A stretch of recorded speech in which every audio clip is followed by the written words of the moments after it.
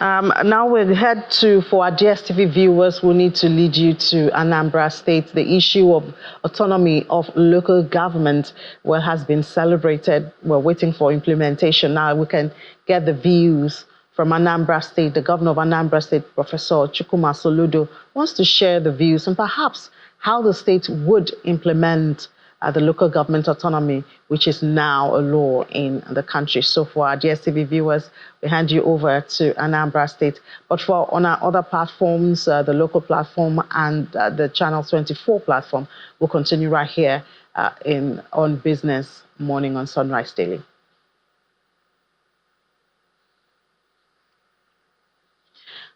All right, now, so let's continue with our conversation right here. And we're talking some winners this morning, winners of the 2024 edition of the Prize for Science, sponsored by the Nigeria LNG Limited. They're with us in the studio. I'm going to be crowded by two gentlemen. At this time, we have Eni Oko and Olajide Otitoju joining us in the studio. These are very brilliant men. I don't know if I should get intimidated. I'm winning a prize for science. I know that's a very big deal. Yeah. I can't imagine the practice or the studying, the preparation that you had to go through to do this. So, well, congratulations. Thank you very much. Where is the money? Can we share it? Well, so what does this mean? Let me start with you. What does this mean for you, the fact that you won this very prestigious and had fought for prize? Thank you. The prize means a lot for me personally. First, because the entire development has been around 14 years in the making. And to finally get some recognitions for it, it's something very, very special. In 2019, we came close to winning the ICME in the UK Global Awards, and we didn't get that. So it's very, very special to be able to get some recognitions for that development. Olajide, what does it mean for you? Is it just the recognition, or the money will also serve for something good, I believe?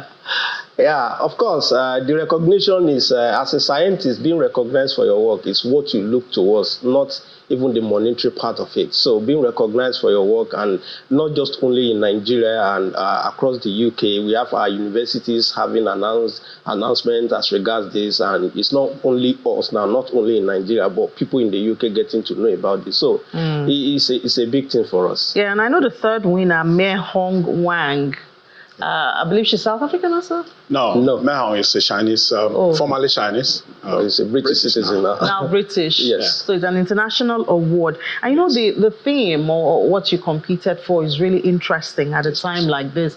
Carbon capture and fuel production.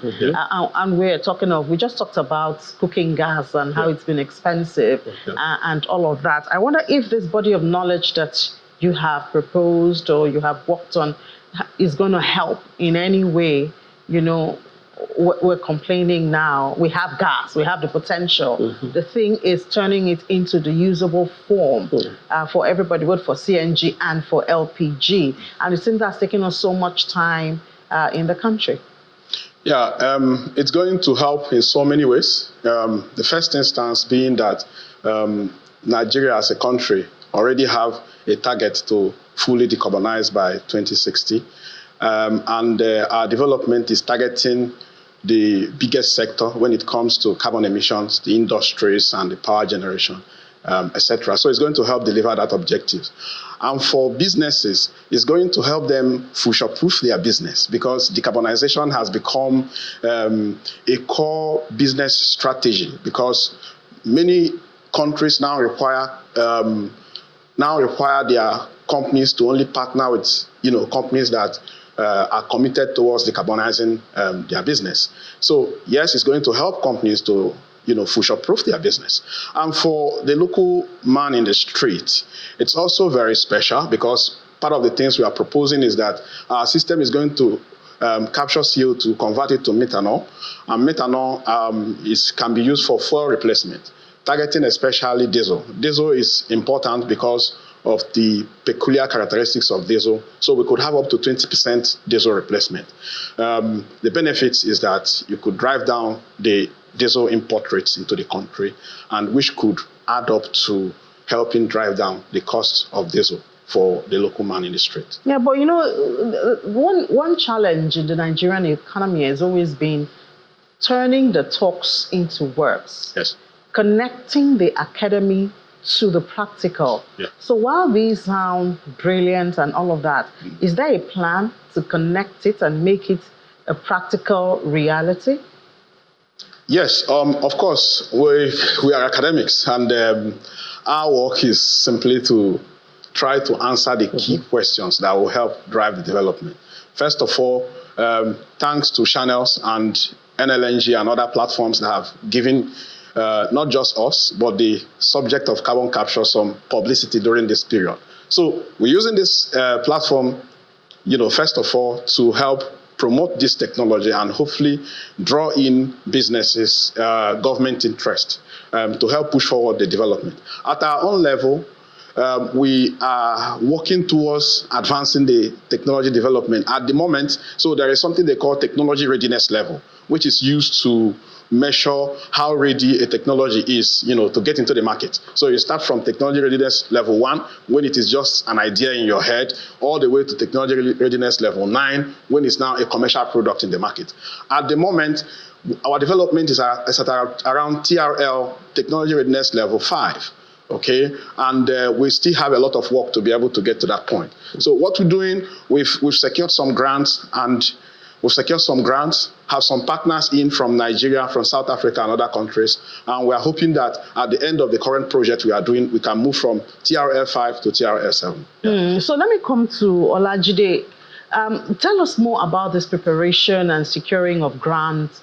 How do we push it forward? How does it come to concern me as a normal average Nigerian, away from the academics and all of the talks, to my everyday task in life? Yeah. For example, I think just like Dr. Ene pointed out, the Nigerian government has something that is called an Energy Transition Plan, ETP. And in that transition plan, they are looking at decarbonizing the power sector, industry, and transportation sector in 2060. So, and in that plan, they need about $410 billion to implement that. We surely know that we don't have that type of money. Or if we have that type of money, we cannot invest such amount of money into decarbonizing. And if we do that, then every other sector will suffer.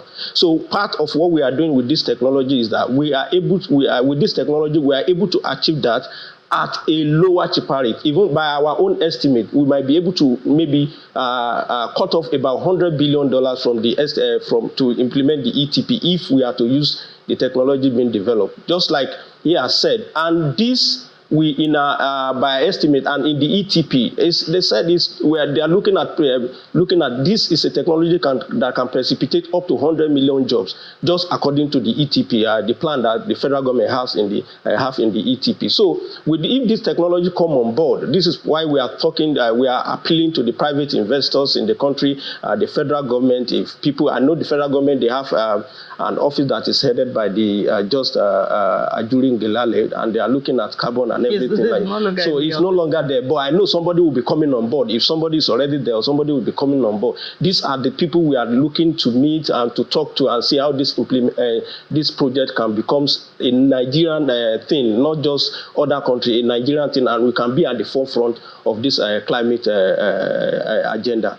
Yeah, but in all of this, the issue of infrastructure deficit is a major one. It is. So even when we have the beautiful policies and the talks, actually putting it on ground, because even at the NNPCL, they do have some projects of infrastructure to connect the gas from location to destination and all of that.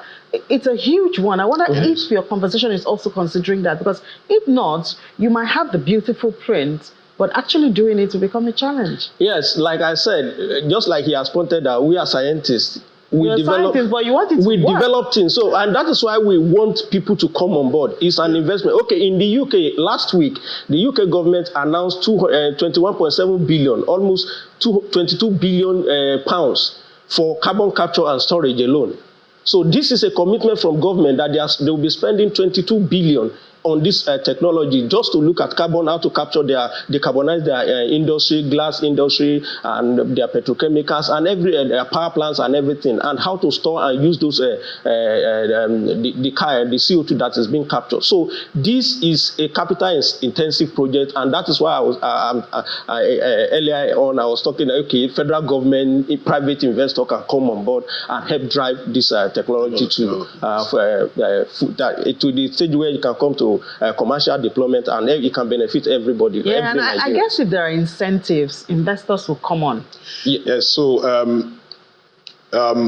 obviously, from an incentive point of view, carbon capture is mostly driven by an incentive economy, even in other parts of the world. But this is why it is of interest that we are proposing that the CO2 that you are capturing can be converted to a usable product.